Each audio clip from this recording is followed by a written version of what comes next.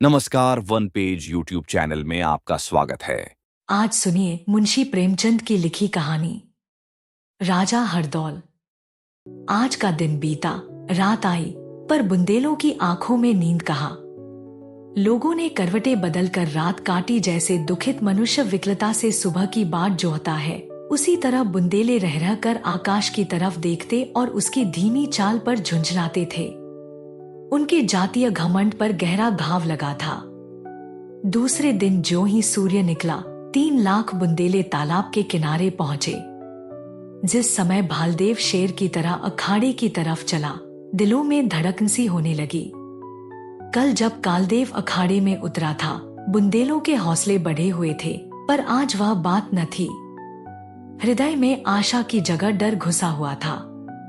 कादिर खां कोई चुटीला वार करता तो लोगों के दिल उछलकर होंठ-होंठ तक आ जाते।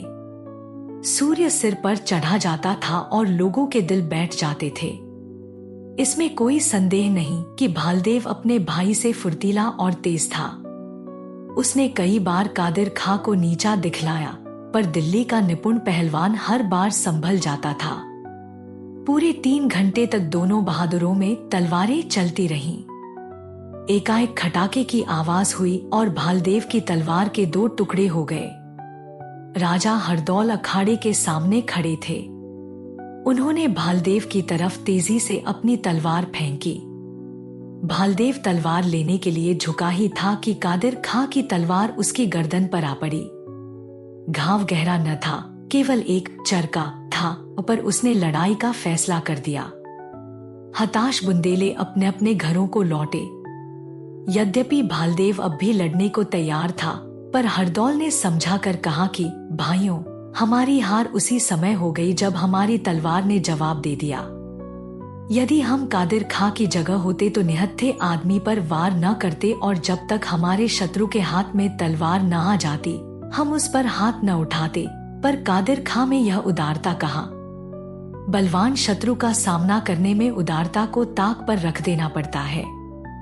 तो भी हमने दिखा दिया है कि तलवार की लड़ाई में हम उसके बराबर हैं। अब हमको यह दिखाना रहा है कि हमारी तलवार में भी वैसा ही जौहर है। इसी तरह लोगों को तसल्ली देकर राजा हरदौल रनिवास को गए। कुलीना ने पूछा, लाला, आज दंगल का क्या रंग रहा? हरदौल ने सिर झुकाकर जवाब दिया, आज भी वही कल का सा हाल रहा। कुलीना, क्या भालदेव मारा गया? हरदौल, नहीं, जान से तो नहीं, पर हार हो गई। कुलीना, तो अब क्या करना होगा? हरदौल, मैं स्वयं इसी सोच में हूं। आज तक ओरछे को कभी नीचा न देखना पड़ा था। हमारे पास धन न था, पर अपनी वीरता के सामने हम राज और धन कोई चीज न समझते थे। अब हम किस मुंह से अपनी वीरता का घमंड करेंगे? ओरछे की और बुंदेलों की लाज अब जाती है। कुलीना, क्या अब कोई आस नहीं है? हरदौल, हमारे पहलवानों में वैसा कोई नहीं है जो उससे बाजी ले जाए। भालदेव की हार ने बुंदेलों की हिम्मत तोड़ दी है। आज सारे शहर में शोक छाया हुआ है।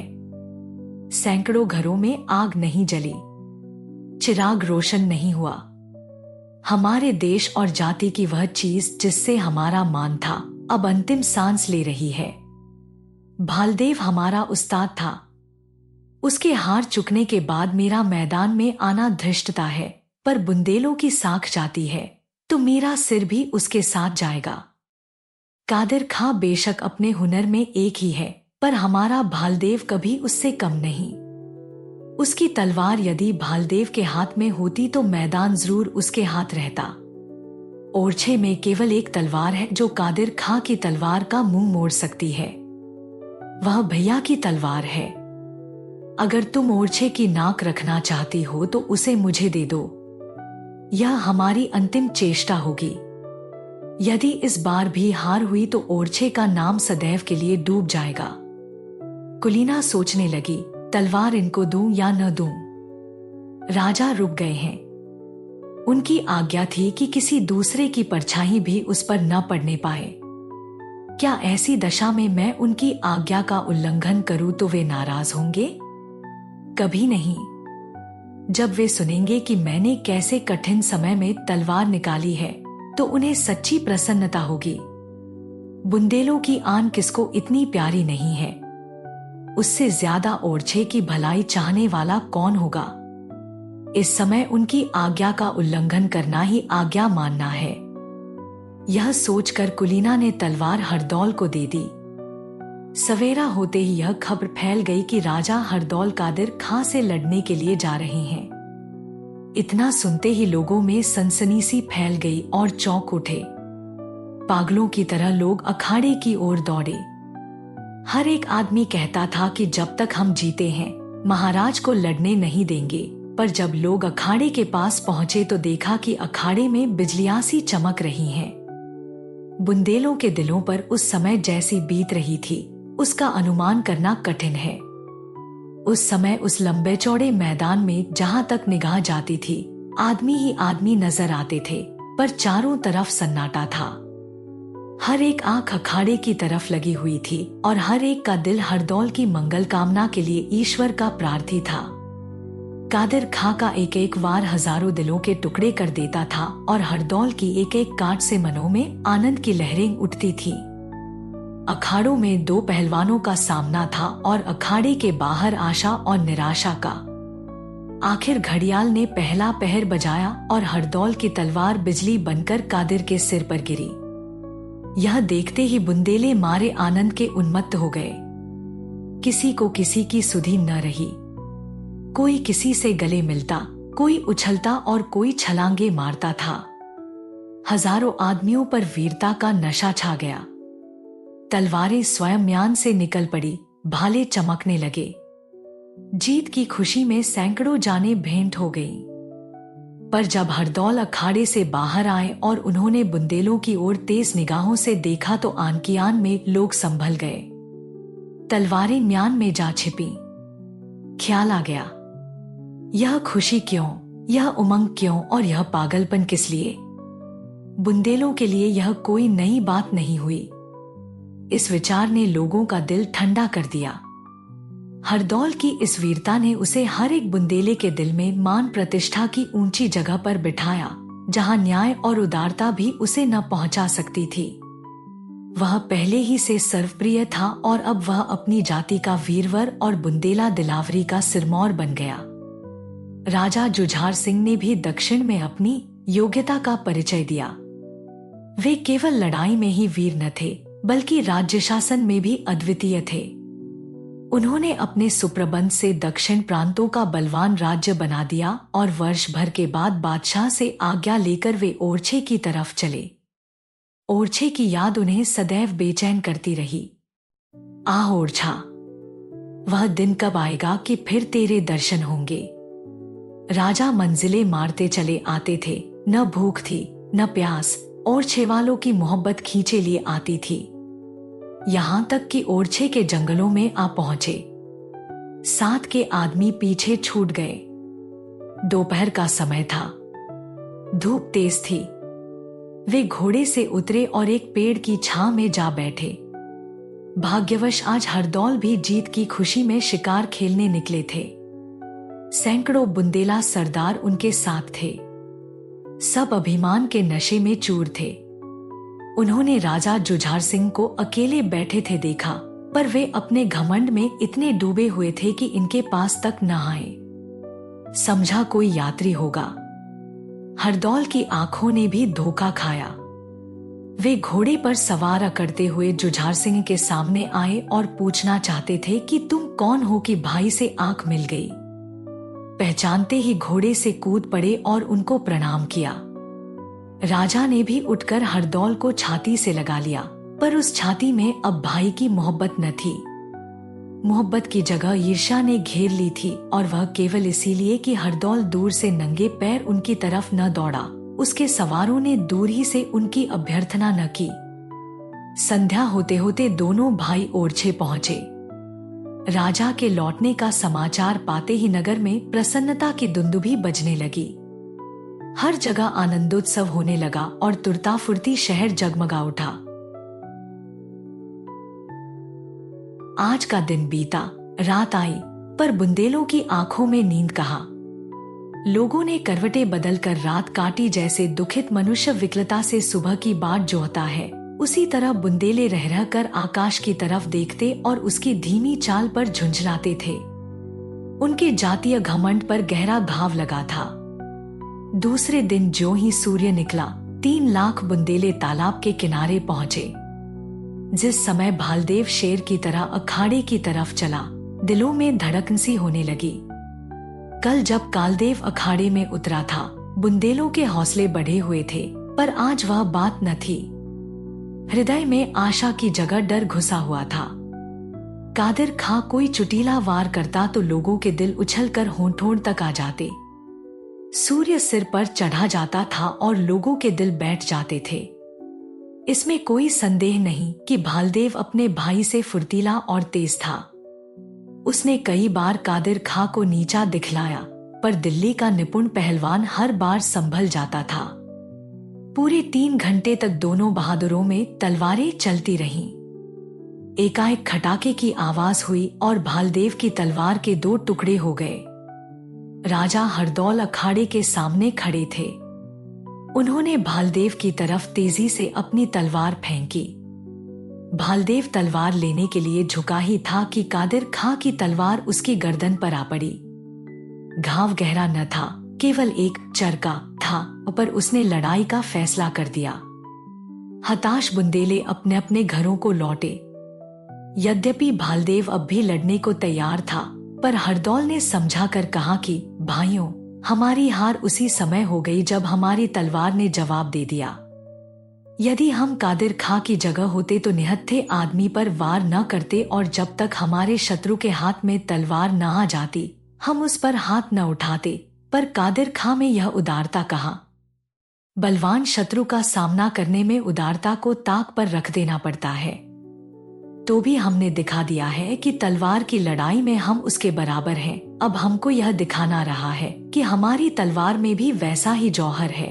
इसी तरह लोगों को तसल्ली देकर राजा हरदौल रनिवास को गए। कुलीना ने पूछा, लाला, आज दंगल का क्या रंग रहा? हरदौल ने सिर झुकाकर जवाब दिया, आज भी वही कल का सा हाल रहा। कुलीना, क्या भालदेव मारा गया?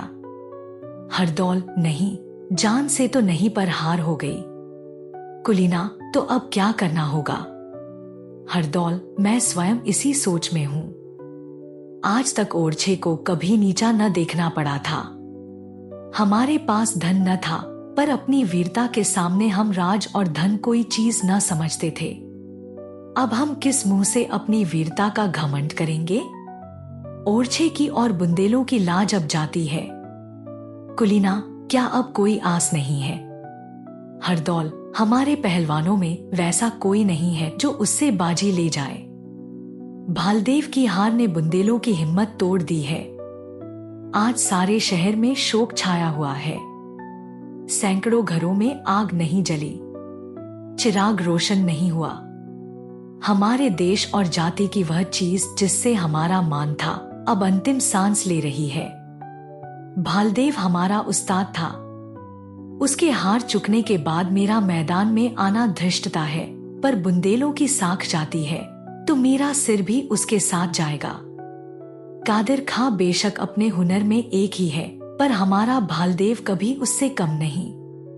उसकी तलवार यदि भालदेव के हाथ में होती तो मैदान जरूर उसके हाथ रहता। ओरछे में केवल एक तलवार है जो कादिर खां की तलवार का मुंह मोड़ सकती है। वह भैया की तलवार है।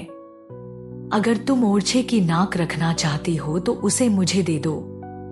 यह हमारी अंतिम चेष्टा होगी।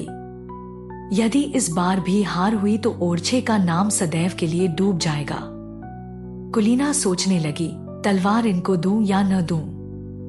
राजा रुक गए हैं। उनकी आज्ञा थी कि किसी दूसरे की परछाई भी उस पर न पड़ने पाए।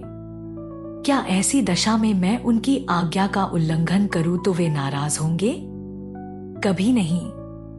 जब वे सुनेंगे कि मैंने कैसे कठिन समय में तलवार निकाली है तो उन्हें सच्ची प्रसन्नता होगी।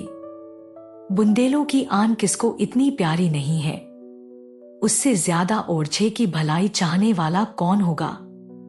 इस समय उनकी आज्ञा का उल्लंघन करना ही आज्ञा मानना है।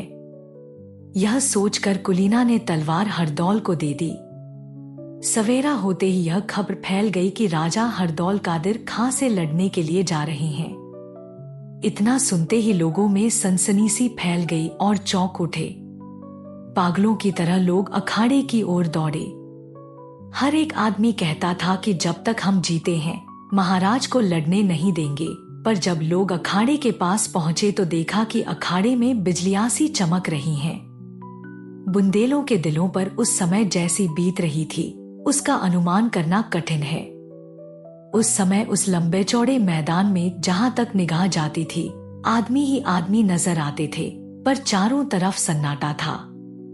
हर एक आंख अखाड़े की तरफ लगी हुई थी और हर एक का दिल हरदौल की मंगल कामना के लिए ईश्वर का प्रार्थी था। कादिर खां का एक एक वार हजारों दिलों के टुकड़े कर देता था और हरदौल की एक एक काट से मनों में आनंद की लहरें उठती थी। अखाड़ों में दो पहलवानों का सामना था और अखाड़े के बाहर आशा और निराशा का। आखिर घड़ियाल ने पहला पहर बजाया और हरदौल की तलवार बिजली बनकर कादिर के सिर पर गिरी। यह देखते ही बुंदेले मारे आनंद के उन्मत्त हो गए। किसी को किसी की सुधि न रही। कोई किसी से गले मिलता, कोई उछलता और कोई छलांगे मारता था। हजारों आदमियों पर वीरता का नशा छा गया। तलवारें स्वयं म्यान से निकल पड़ी, भाले चमकने लगे। जीत की खुशी में सैकड़ों जानें भेंट हो गईं। पर जब हरदौल अखाड़े से बाहर आए और उन्होंने बुंदेलों की ओर तेज निगाहों से देखा तो आन की आन में लोग संभल गए। तलवारें म्यान में जा छिपी। ख्याल आ गया, यह खुशी क्यों, यह उमंग क्यों और यह पागलपन किस लिए? बुंदेलों के लिए यह कोई नई बात नहीं हुई। इस विचार ने लोगों का दिल ठंडा कर दिया। हरदौल की इस वीरता ने उसे हर एक बुंदेले के दिल में मान प्रतिष्ठा की ऊंची जगह पर बिठाया, जहां न्याय और उदारता भी उसे न पहुंचा सकती थी। वह पहले ही से सर्वप्रिय था और अब वह अपनी जाति का वीरवर और बुंदेला दिलावरी का सिरमौर बन गया। राजा जुझार सिंह ने भी दक्षिण में अपनी योग्यता का परिचय दिया। वे केवल लड़ाई में ही वीर न थे, बल्कि राज्य शासन में भी अद्वितीय थे। उन्होंने अपने सुप्रबंध से दक्षिण प्रांतों का बलवान राज्य बना दिया और वर्ष भर के बाद बादशाह से आज्ञा लेकर वे ओरछे की तरफ चले। ओरछे की याद उन्हें सदैव बेचैन करती रही। आह ओरछा, वह दिन कब आएगा कि फिर तेरे दर्शन होंगे। राजा मंजिलें मारते चले आते थे, न भूख थी न प्यास। ओरछे वालों की मोहब्बत खींचे लिए आती थी। यहां तक कि ओरछे के जंगलों में आ पहुंचे। साथ के आदमी पीछे छूट गए। दोपहर का समय था, धूप तेज थी। वे घोड़े से उतरे और एक पेड़ की छां में जा बैठे। भाग्यवश आज हरदौल भी जीत की खुशी में शिकार खेलने निकले थे। सैकड़ों बुंदेला सरदार उनके साथ थे। सब अभिमान के नशे में चूर थे। उन्होंने राजा जुझार सिंह को अकेले बैठे थे देखा, पर वे अपने घमंड में इतने डूबे हुए थे कि इनके पास तक न आए। समझा कोई यात्री होगा। हरदौल की आंखों ने भी धोखा खाया। वे घोड़े पर सवार अकड़ते हुए जुझार सिंह के सामने आए और पूछना चाहते थे कि तुम कौन हो कि भाई से आंख मिल गई। पहचानते ही घोड़े से कूद पड़े और उनको प्रणाम किया। राजा ने भी उठकर हरदौल को छाती से लगा लिया, पर उस छाती में अब भाई की मोहब्बत न थी। मोहब्बत की जगह ईर्ष्या ने घेर ली थी, और वह केवल इसीलिए कि हरदौल दूर से नंगे पैर उनकी तरफ न दौड़ा। उसके सवारों ने दूर ही से उनकी अभ्यर्थना न की। संध्या होते होते दोनों भाई ओरछे पहुंचे। राजा के लौटने का समाचार पाते ही नगर में प्रसन्नता की दुंदुभी बजने लगी। हर जगह आनंदोत्सव होने लगा और तुरता फुर्ती शहर जगमगा उठा। आज रानी कुलीना ने अपने हाथों भोजन बनाया। 9 बजे होंगे। लौंडी ने आकर कहा, महाराज भोजन तैयार है। दोनों भाई भोजन करने गए। सोने के थाल में राजा के लिए भोजन परोसा गया और चांदी के थाल में हरदौल के लिए। कुलीना ने स्वयं भोजन बनाया था, स्वयं थाल परोसे थे और स्वयं ही सामने लाई थी। पर दिनों का चक्र कहो या भाग्य के दुर्दिन उसने भूल से सोने का थाल हरदौल के आगे रख दिया और चांदी का राजा के सामने। हरदौल ने कुछ ध्यान न दिया। वह वर्ष भर से सोने के थाल में खाते खाते उसका आदी हो गया था, पर जुझार सिंह तिलमिला गए। जबान से कुछ न बोले, पर तेवर बदल गए और मुंह लाल हो गया। रानी की तरफ घूर कर देखा और भोजन करने लगे, पर ग्रास विष मालूम होता था। 2-4 ग्रास खाकर उठ आए। रानी उनके तेवर देखकर डर गई। आज कैसे प्रेम से उसने भोजन बनाया था, कितनी प्रतीक्षा के बाद यह शुभ दिन आया था। उसके उल्लास का कोई पारावार न था, पर राजा के तेवर देखकर उसके प्राण सूख गए। जब राजा उठ गए और उसने थाल को देखा तो कलेजा धक से हो गया और पैरों तले से मिट्टी निकल गई। उसने सिर पीट लिया, ईश्वर, आज रात कुशलतापूर्वक कटे, मुझे शकुन अच्छे दिखाई नहीं देते। राजा जुझार सिंह शीशमहल में लेटे। चतुर नाइन ने रानी का श्रृंगार किया और वह मुस्कुराकर बोली, कल महाराज से इसका इनाम लूंगी। यह कहकर वह चली गई, परंतु कुलीना वहां से न उठी। वह गहरे सोच में पड़ी हुई थी। उनके सामने कौन सा मुंह लेकर जाऊं। नाइन ने नाहक मेरा श्रृंगार कर दिया। मेरा श्रृंगार देखकर वे खुश भी होंगे। मुझसे इस समय अपराध हुआ है, मैं अपराधिनी हूं। मेरा उनके पास इस समय बनाव श्रृंगार करके जाना उचित नहीं। नहीं नहीं, आज मुझे उनके पास भिखारिन के भेष में जाना चाहिए।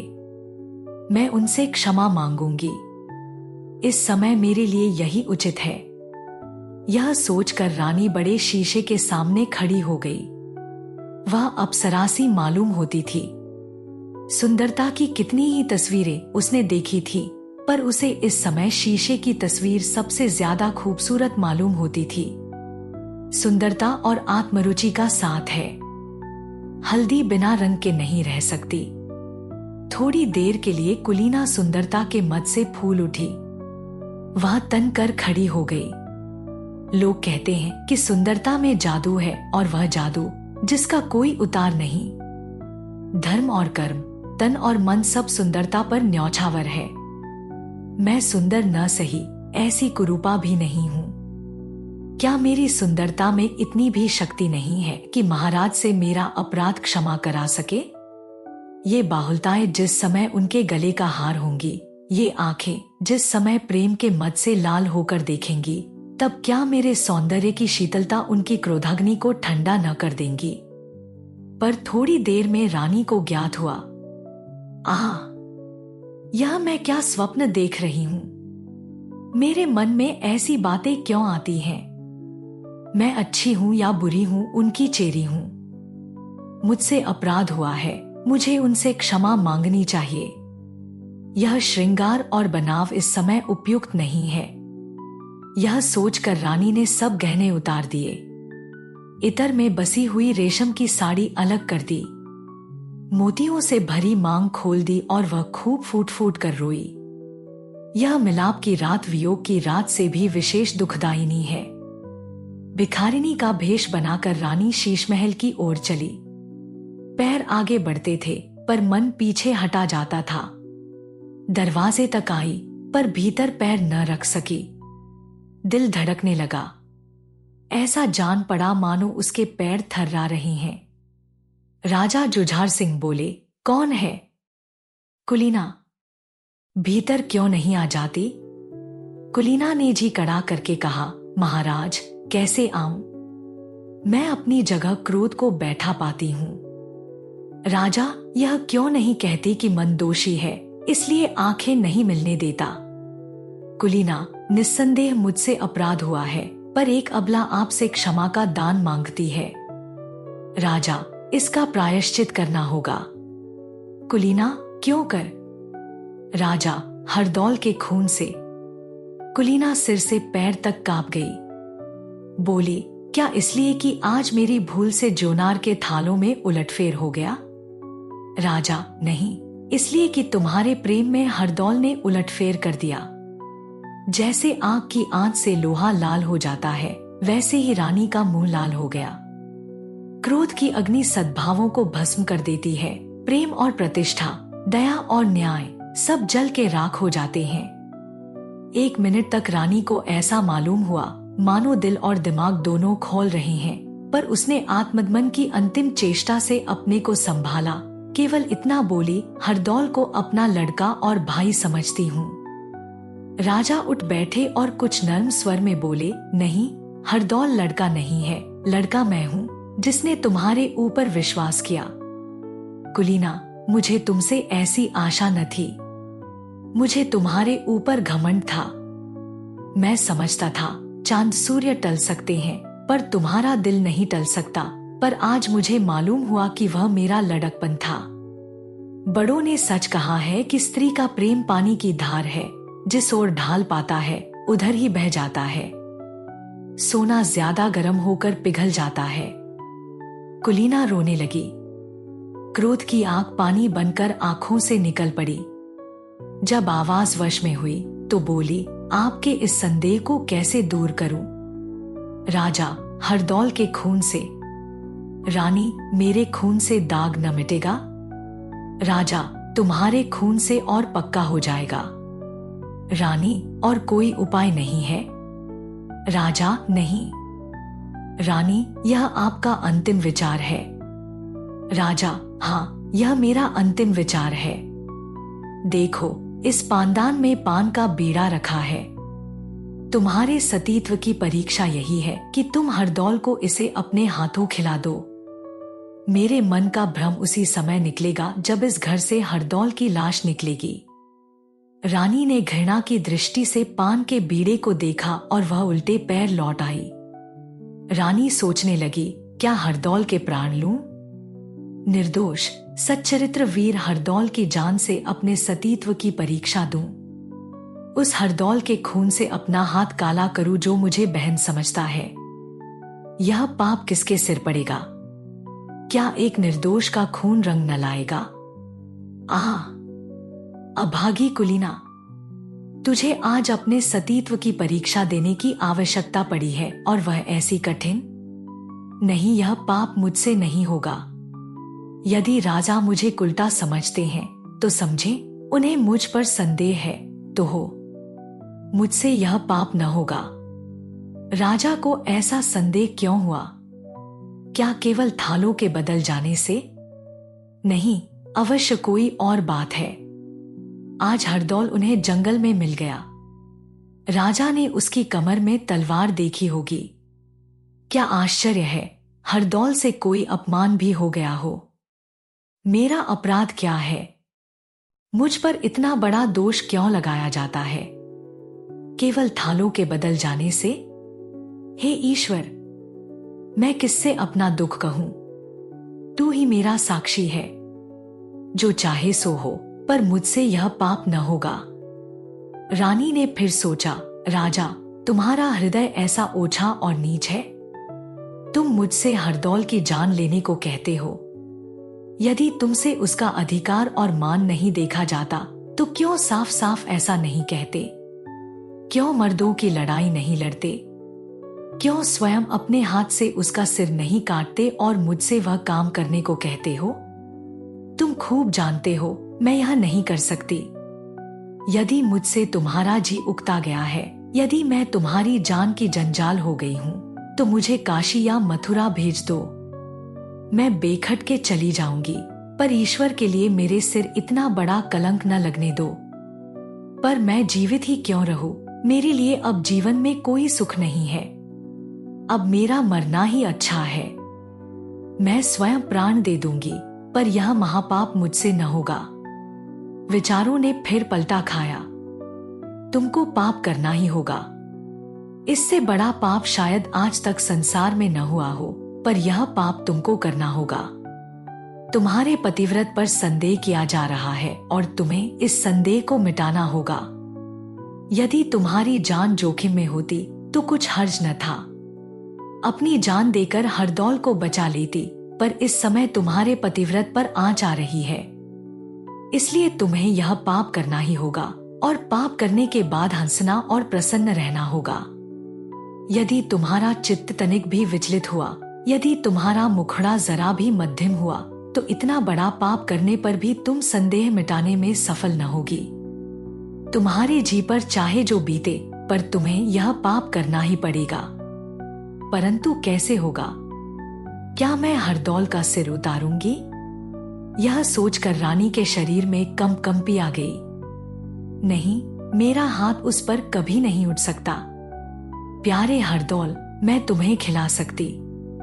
मैं जानती हूं तुम मेरे लिए आनंद से विष का बीड़ा खा लोगे। हाँ, मैं जानती हूं तुम नहीं न करोगे, पर मुझसे यह महापाप नहीं हो सकता। एक बार नहीं, 1000 बार नहीं हो सकता। हरदौल को इन बातों की कुछ भी खबर न थी। आधी रात को एक दासी रोती हुई उसके पास गई और उसने सब समाचार अक्षर अक्षर कह सुनाया। वह दासी पानदान लेकर रानी के पीछे पीछे राजमहल से दरवाजे पर गई थी और सब बातें सुनकर आई थी। हरदौल राजा का ढंग देखकर पहले ही ताड़ गया था कि राजा के मन में कोई न कोई कांटा अवश्य खटक रहा है। दासी की बातों ने उसके संदेह को और भी पक्का कर दिया। उसने दासी से कड़ी मनाही कर दी कि सावधान, किसी दूसरे के कानों में इन बातों की भनक न पड़े, और वह स्वयं मरने को तैयार हो गया। हरदौल बुंदेलों की वीरता का सूरज था। उसकी भौहों के तनिक इशारे से 3 लाख बुंदेले मरने और मारने के लिए इकट्ठे हो सकते थे। ओरछा उस पर न्यौछावर था। यदि जुझार सिंह खुले मैदान उसका सामना करते तो अवश्य मुंह की खाते, क्योंकि हरदौल भी बुंदेला था और बुंदेला अपने शत्रु के साथ किसी प्रकार की मुंह देखी नहीं करते। मारना मरना उनके जीवन का एक अच्छा दिल बहलाव है। उन्हें सदा इसकी लालसा रही है कि कोई हमें चुनौती दे, कोई हमें छेड़े। उन्हें सदा खून की प्यास रहती है और वह प्यास कभी नहीं बुझती।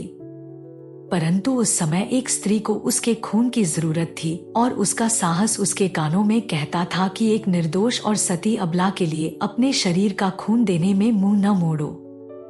यदि भैया को यह संदेह होता कि मैं उनके खून का प्यासा हूँ और उन्हें मारकर राज अधिकार करना चाहता हूँ, तो कुछ हर्ज न था। राज्य के लिए कत्ल और खून, दगा और फ्रेब सब उचित समझा गया है, परंतु उनके इस संदेह का निपटारा मेरे मरने के सिवा और किसी तरह नहीं हो सकता। इस समय मेरा धर्म है कि अपने प्राण देकर उनके इस संदेह को दूर कर दूं। उनके मन में यह दुखाने वाला संदेह उत्पन्न करके भी यदि मैं जीता ही रहूं और अपने मन की पवित्रता जताऊं, तो मेरी रिठाई है। नहीं, इस भले काम से अधिक आगा पीछा करना अच्छा नहीं। मैं खुशी से विष का बीड़ा खाऊंगा। इससे बढ़कर शूरवीर की मृत्यु और क्या हो सकती है। क्रोध में आकर मारू के भय बढ़ाने वाले शब्द सुनकर रणक्षेत्र में अपनी जान को तुच्छ समझना इतना कठिन नहीं है। आज सच्चा वीर हरदौल अपने हृदय के बड़पन पर अपनी सारी वीरता और न्यौछावर करने को उद्यत है। दूसरे दिन हरदौल ने खूब तड़के स्नान किया। बदन पर अस्त्र शस्त्र सजा मुस्कुराता हुआ राजा के पास गया। राजा भी सोकर तुरंत ही उठे थे। उनकी अलसाई हुई आंखें हरदौल की मूर्ति की ओर लगी हुई थी। सामने संगमरमर की चौकी पर विष मिला पान सोने की तश्तरी में रखा हुआ था।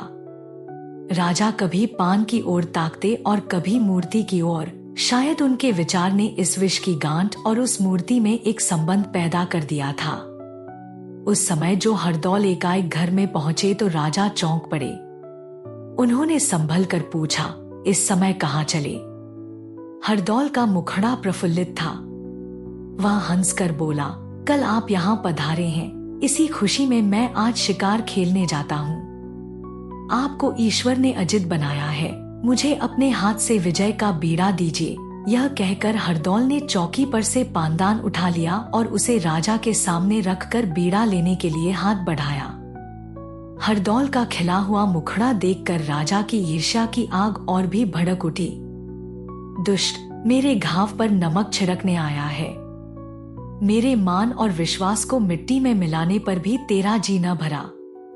मुझसे विजय का बीड़ा मांगता है।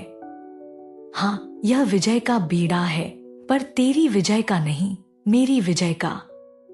इतना मन में कहकर जुझार सिंह ने बीड़े को हाथ में उठाया। वे एक क्षण तक कुछ सोचते रहे, फिर मुस्कुराकर हरदौल को बीड़ा दे दिया। हरदौल ने सिर झुकाकर बीड़ा लिया, उसे माथे पर चढ़ाया, एक बार बड़ी ही करुणा के साथ चारों ओर देखा और फिर बीड़े को मुंह में रख लिया। एक सच्चे राजपूत ने अपना पुरुषत्व दिखा दिया। विष हलाहल था। कंठ के नीचे उतरते ही हरदौल के मुखड़े पर मुरदनी छा गई और आंखें बुझ गईं। उसने एक ठंडी सांस ली, दोनों हाथ जोड़कर जुझार सिंह को प्रणाम किया और जमीन पर बैठ गया। उसके ललाट पर पसीने की ठंडी ठंडी बूंदें दिखाई दे रही थी और सांस तेजी से चलने लगी थी, पर चेहरे पर प्रसन्नता और संतोष की झलक दिखाई देती थी। जुझार सिंह अपनी जगह से जरा भी नहीं हिले। उनके चेहरे पर ईर्ष्या से भरी हुई मुस्कुराहट छाई हुई थी, पर आंखों में आंसू भर आए थे। उजाले और अंधेरे का मिलाप हो गया था। अगर आपको यह कहानी पसंद आई तो सब्सक्राइब करें और बेल आइकन दबाएं। अपने सुझाव कमेंट बॉक्स में बताएं। अगली कहानी तक शब्दों की दुनिया में डूबे रहे। धन्यवाद।